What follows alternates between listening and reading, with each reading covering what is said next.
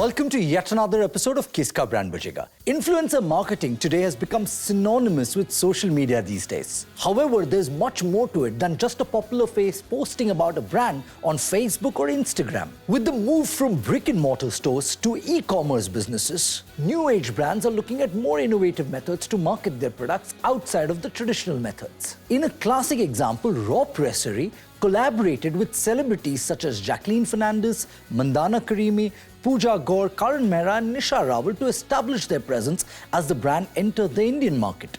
Boat is another brand that has used celebrity influencers such as Kartik Aaryan, Guru Randhawa, Hardik Pandya and many others to reach out to their target audience through social media.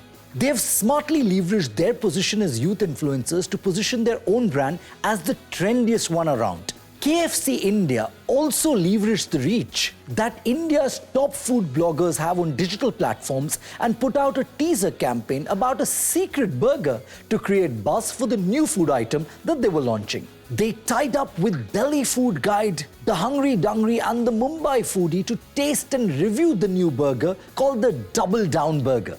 Talking about influencers and the importance of community, we have Pooja with a stellar panel discussing community marketing and the trends. Over to Pooja at BrandAdda. The evolution has changed us a lot, isn't it? Right from the discovery of fire to the identification of new galaxies. We have come a really long way, but there's something that has been quite innate in all of us. Yes, we are talking about communities. From being the basis of our survival to emerging as the strongest pillar of marketing and brand building. Welcome everyone to this entrancing panel discussion about community building.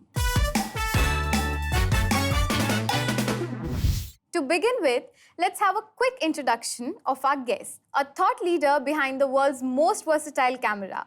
Please welcome the Vice President, Global Marketing and Communications at GoPro, Mr. Rick Loughery. Hi, Rick. It's great having you here. Hi, thanks for having me. Looking forward to the conversation. Great. Moving on, we have the #1 travel influencer in India, the one and only and super gorgeous Shenaz Treasury. Welcome, Shenaz. Next, we have the man with unmatched passion and speed, Managing Director, Benelli, India, Mr. Vikas Jhabakh.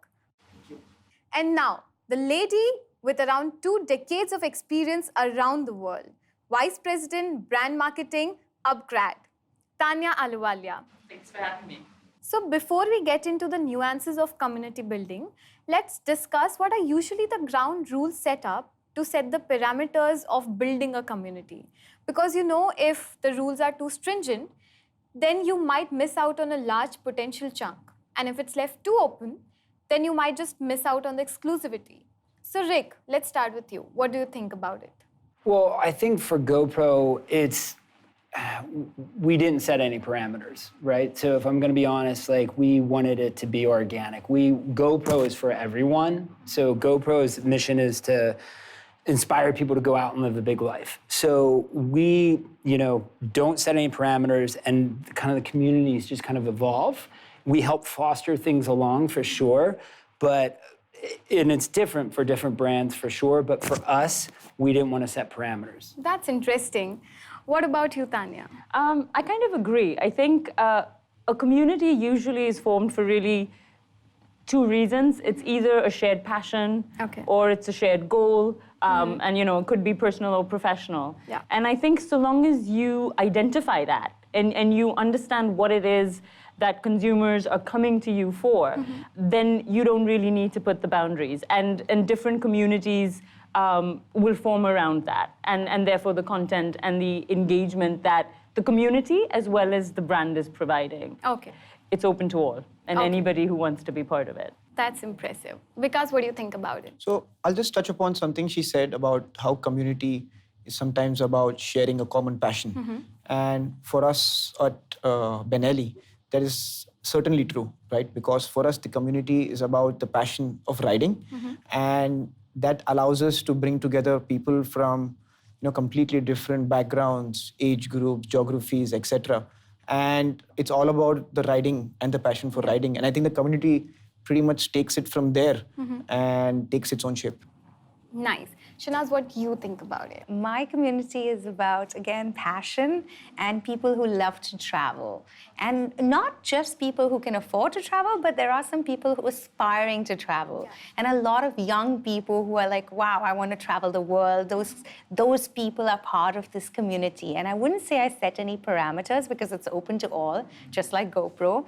But it's like-minded people who enjoy that. Those people are following this channel. Amazing. Yeah.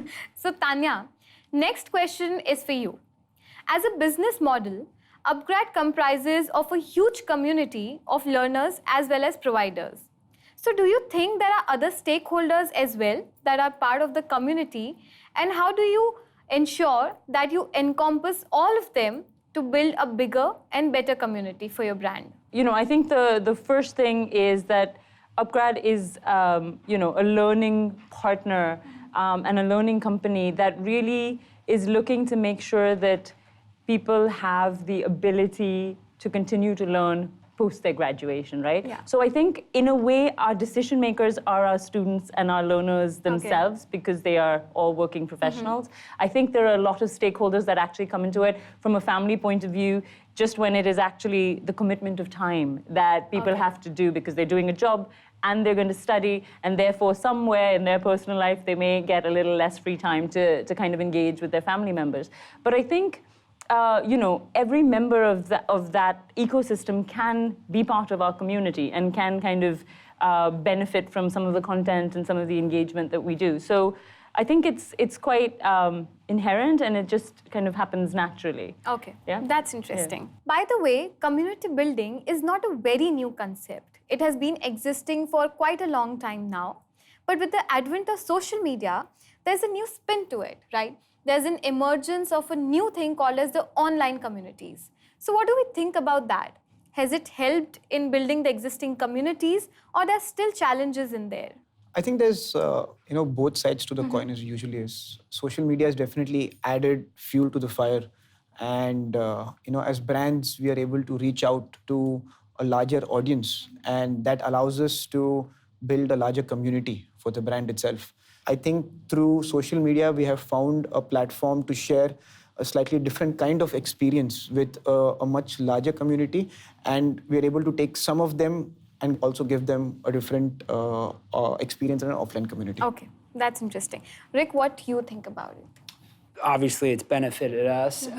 It's enabled us to reach, you know, audiences all around the world and build communities around the world as well. There's definitely challenges, and you know, you start amassing these big followings and these big communities, and trying to be there for them, and trying to, whether it's just simply like answering their questions or like responding to them when they tag you. Like we put a lot of effort into trying to speak to our community and have conversations with them. Of course, there's a lot of effort that goes back in, right? Yes. On the face of it, it's a lot of happy, excited people, but in the back end, it's somebody putting constant effort and there's plenty of people that aren't happy. Tanya, what do you think about the whole concept of online communities? Well, I'm an online education brand, so I think there is a strength to be able to bring people across the country together, and actually for them to feel like part of a classroom. Okay. And I actually just the other weekend had a really great experience, because what we do is we have our online courses, but we have offline events so that there can actually be peer-to-peer interaction. And I think if done correctly, and to what Rick said, you know, I mean, it's a constant learning and it's a constant evolving, but I think the opportunity is amazing. But I have a lot to say about this, actually. Yeah. So I started my career with MTV, as you know. So I was a host. I was doing kind of what I'm doing now, but for a TV channel, right? And this is my third career. After that, I became an actor, and I moved to the US. And then I was thinking, what do I do when I come back to India? And I feel that if not for social media, I would not be able to have moved back. I have an idea. I make it. It's on YouTube, Instagram, Facebook, and I can do whatever. And it gets a lot of views. I don't have to convince anybody. I'm making my own content, and I have built this community that I could never have done without social media. So thank you, social media. This one comes from my Instagram queen herself. No, of course, the personal life, there are drawbacks and all of that, but it's really given me a third career. If not for social media, I don't know what I would be doing right now. So you have created a community, a niche all for yourself, which is phenomenal. But you are a brand as well as an ambassador, which means that you also work with a lot of brands which are communities in themselves, like GoPro. In that case, does your existing communities impact your decisions to endorse or support a brand? Yeah, absolutely. So my whole thing is travel, right? So it's travel and well-being. Yeah. So a lot of people come to my channel and they say they like to watch it also, not just because of the travel, but when they watch it, they feel happy, positive, they feel good, and it's just like a quick thing and they move on, right? So GoPro is a great product, actually. Before GoPro, I used to be struggling with the bigger cameras, because I shoot everything myself, and I started with shooting and editing myself. And actually, when I started, I did not know what I was doing. I didn't even know that I was building this community or doing this. I was just doing it for fun. And it started picking up views on YouTube and on Instagram. And then I was like, wow, I can just really do this. And a lot of people now use GoPro as well. And they always ask me, how do you shoot these videos? How do you edit these videos? And so it's a really nice tie-up. Yeah. So I like working with brands like GoPro. But of course, I work with all brands, that's how I make a living. That's amazing. Yeah. So it is noticed usually as a trend that community building creates a niche for a brand. So it's like-minded people, same passion, aspiration, and so on. But is it possible to also create mass communities? Well, absolutely. That's what we did. GoPro created a mass community by amassing a bunch of niches. So GoPro started because it was the first way that someone was able to capture what they were passionate about. Whether they were skiing, they were mountain biking, they were snowboarding, they were surfing, they would upload their video and be, check out my GoPro surf video, check out my GoPro snowboard video. Those communities, the difference between a snowboarder and a skier is very different. The difference between a skier, downhill skier, and a park skier is very different. They're completely different people. So knowing how to talk to them, and that's how GoPro kind of snuck along and the big guys didn't pay attention because they just looked at action sports. They didn't realize that there was all these niches and it became a pretty good business. So it's a lot of niche categories building up to a mass community. I think, so the niche would be, say, for example, I would do a luxury travel, like hotel, right? So that would be the niche. But then I would say probably 10% of my following can afford those hotels. But say if I put a fancy hotel in, on my channel, it gets the most views, surprisingly, right? And I'm like, okay, this is just a fancy hotel, and I just made a whole video about this tribe and all, and no one's interested. Yeah. So the reason I think is also the aspiration, and that's the mass. They want to see this fancy hotel. Okay, Tanya, what do you think about it? At some point, you have to understand the different audiences. So am I talking to a data scientist? Am I talking to a product manager? Am I talking to a digital marketer? Am I talking to somebody who wants general management skills like an MBA? Yeah. And while there may be a common need and a common motivation that's kind of driving that need to further study, how do I cater to their information knowledge that they're seeking, or what would help them kind of engage with my community? Yeah. So I do think you have to make sure you understand your consumer, of course. And what it is that they're looking for. I think it's similar in the biking industry as well. I mean, you generally tend to talk about riding experiences and Benelli riders having the riding group. But in reality, there are different kinds of riding that happen. There are those who are into hardcore adventure off-roading, those who are touring long distances, those who are using their sports bike on track and track days, and these are completely different kind of ride experiences. And this is where we focus on niche communities, where we curate experiences for that community based on the kind of experience they're looking for. And now that we have created these niche communities, we are able to now create a mass community where we're able to bring all of these onto the same platform. So for us at Benelli, we're finding it easier to first create these niche communities. And once they become established, try and bring them onto a common platform with something that works for all of them. So I don't think it's either this or that. I think Okay. for some of a brand, for us, it was first niche and then move on to a mass Wow, community. that's really, really interesting. Okay. Now, Vikas, talking about the motorbike industry, right? So you are in a market which has immense competition. And surprisingly, all your competitors are doing great when it comes to community building. What do you do to ensure that Benelli really stands out? India as a country has a lot of people with very high aspirations. Doesn't always mean that they can indulge with their aspiration. But they still want to get to some place midway where they can share a bit of that experience Yeah. and get a little closer to their dream. And we bridge that gap quite wonderfully in the market today. Also, what we do as a company is that we have taken riding responsibly as a motto for ourselves. And that doesn't mean just promoting riding responsibly, but what we do is for every new Benelli customer that becomes part of the family, we actually do like a learning experience for them where we get a professional rider to come and teach them about how to handle the superbike that they've just bought and how they can enjoy it responsibly, also making it safe for themselves and everyone around them. So we try and do some different things that keeps our customers' interest levels going and try and differentiate ourselves in that respect. Amazing. So it's enriching the core to build better and safer communities. Absolutely. Amazing. So Rick, next question is specially for you. So GoPro has a huge community and it's present around the globe. In that case, how do you ensure that the brand ethos is consistent yet adaptable in different parts of the world? Is there a difference in the marketing strategy for GoPro Global vis-a-vis India?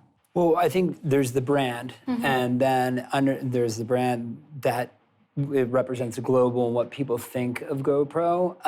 But then we've got to apply local strategies, right? So for us, it's content, right? And it's about creating content that's going, what we were talking about earlier, that's going to be relevant, still aspirational. Relevance important. So we're not going to show a bunch of skiing and snowboarding, ice fishing content in India. People will be like, yeah, it's kind of cool, but no thanks. So we've got to have a blend. So it's understanding and it's fostering a community of both employees and user-generated community of fans here, and learning from them and having constant dialogue and seeing what they're creating and pushing that content out there. So it's like take the global and then apply it local. Okay. So the next question for everyone is that a brand is usually held responsible for its ambassadors' action. And why not? They are the face of the brands, right? But when you're building a community, you might have thousands, lakhs, or even millions of faces out there. In that case, how do you ensure that the brand integrity is maintained and it's safeguarded against the actions of your community members? Rick, what do you think about it? Me first. It's actually a very serious topic, and we've unfortunately had to deal with this in some pretty sad situations. But GoPro is about enabling people to live their best life, and GoPro is all about positive. So it's kind of like the way what your mom taught you when you're little is like, if you lead by example, if you're a good person, you're gonna have good friends and good people surrounding you. That's what we try to do with our brand and try to build that positivity up. There's gonna be bad people and they're gonna do bad things. Okay. And sometimes your brand's gonna be associated with that. But we rest on the fact that we know that we're a good company and our community is always right there for us and right there to kind of pick us back up, right there to be the first ones to advocate for us too. So that's the best way to do. Lead by example, trust in your community, even if there's some bad apples. Amazing. So it's the brand ethos and how true you are to the core that matters. That's amazing. Tanya, what do you think about it? I agree. I mean, I actually agree 100% because I think you have to be very clear, and the world and your consumers and your community has to be very clear about what it is that you stand for and what it is that you are delivering to them as well as a product or a brand. And so for me, it's learning. But I think if that is clear and your principles and your position is constantly shared and you kind of lead with that, then any outlying incidents or issues kind of like Rick said, you would probably get supported by your community Yeah. in defense of the brand. So, Okay. yeah, I agree. I mean, absolutely. Even at Benelli, we believe that all of our customers are actually our brand ambassadors. Yeah. And when they are out there with or on a Benelli, and how they behave out in society is also a direct reflection on the brand, and we are very aware of that. And which is we try and foster a community which is aware about safe driving. I already told you about how we do classes for them. But apart from that as well, when we do our rides, when we do our overnight rides, when we do our day rides, we try and sensitize them as much as possible. We take every safety precaution possible. All riders have their safety equipment on at all time. We have an ambulance with us. So this is something we are very passionate about, and we work hard towards. So it's high time that, we really take sustainability and responsibilities very seriously. Absolutely. Amazing. Shenaz, you are a brand and an ambassador, both in yourself. So how it is for you? So I think what my brand, I would say like channel stands for, I ask people a lot. I interact with the audience a lot. So why they like the videos. Why do I get so many views a day? Because I post a video a day and I get at least 100,000 views a day, at least. So why do you like it? And mostly they say because they come here for positivity, for happiness, for well-being, which is why actually I'm expanding to do travel and well-being as well. So it does stand for, and like he said, be a good person, I believe I am, and stand for everything that's good in the world, and and I think the people will follow, and you find your clan, right? You find your So I think you find your tribe, exactly, and that is the tribe. And I feel like people, when they hashtag me and stuff, they're always showing positive, so that's amazing. Yeah, touch wood. Thank you. Amazing. Thank you so much to all of you for being here today with us and sharing your precious time and helping us understand the intricacies of the simplest yet one of the most complex marketing practices. Thank you so much. Thank you for having us. That was quite an engaging session. The influencer marketing method is fruitful at many levels. Mostly because influencers have a large audience base and the core messaging that already fits in well with their target audience and the brand ethos. Marketers should consider the ad fatigue that the consumers are experiencing, which is why influencer marketing and community building provide the perfect relief, while also lending an air of authenticity to the campaign. Until next time, this is Aditya Bhatt signing off. Kiska Brand Bajega gives you a chance to visit our studios and interact with India's biggest celebrity brands live by answering a simple question. Hero 7 is a product of which of the following camera brand? A. Sony, B. Nikon, C. Canon, D. GoPro. Send your answers to us by commenting on our Instagram post and following our page at Kiska_brand_Bajega. The investment was ever into advertising, investments into brands, right? And I think that's what we've been always setting out to build. The value of brand is going to go away. I think what is changing is maybe notion of the accountability. Now that there are devices by which we can get that accountability happening, as we were discussing a little while ago, that you immediately know how effective your ad is.